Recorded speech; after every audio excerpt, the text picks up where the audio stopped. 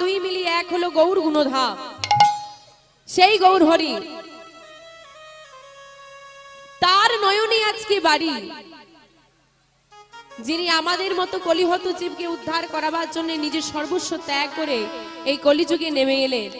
কি গো বাবা, কাঁদে কারা? যারা মায়াবদ্ধ জীব, যেমন আমরা একে অপরের দুঃখে কাঁদি আর হাসি।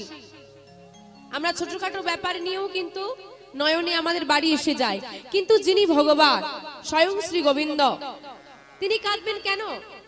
তিনি কাঁদছেন আমাদের মতো কলিহত জীবের মলিন দশা দেখে। হায় রে কলিহত জীব,